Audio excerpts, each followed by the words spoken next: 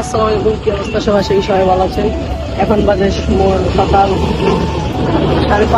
বরাবর 5টা বাজে। তো আমরা আজকে টাঙ্গাইল যাবো। এই সকালবেলা ট্রেনের টিকিট অনেক মজা হবে, আমাদের সাথে থাকবেন। গাইস, আমরা এখন রেল স্টেশনে এসে পড়ছি। একটু নাস্তা টাস্তা করে ভিতরে ঢুকবো, তারপর আবার ট্রেনের জন্য ওয়েট করবো। ট্রেন আসলে আরমান ভাই ট্রেন লেট হয়েছে, ওর জন্য আরমান ভাই ওয়েট করছেন। আরমান ভাই এমন ট্রেন চলে আসবে। গাইস, আমাদের আরমান ভাই উঠে গেছে ট্রেনে। তো আমরা টাঙ্গাইল উদ্দেশ্যে এখন রওনা হবো।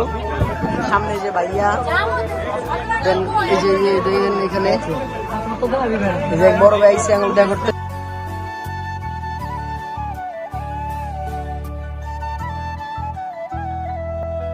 আরমান ভাই, তো আপনি ফাইনালি টাঙ্গাইল পৌঁছে গেছেন নাকি? তো আমরা এখন ওই পার যাবো, তারপর কি টাঙ্গাইলের সাথে একটা পিক হবে নাকি? এই যে গাইস, আমাদের আরমান ভাই চলে আসছে। কোথায় হয়েছে যদি টাঙ্গাইল মাঝে ঢুকে গেছে মাঝখানে ডিস্টার্ব। আরমান ভাই টিকটকার আছে, ব্লগার ভাই।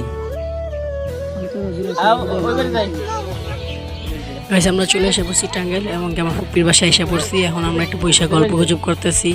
তারপরে যে বাসা থেকে বেরোনোর সময় গাছ দেখলাম পাকনা আমের, এখন একটু পাকনা আম কাম পাইছি আমরা খাইবো।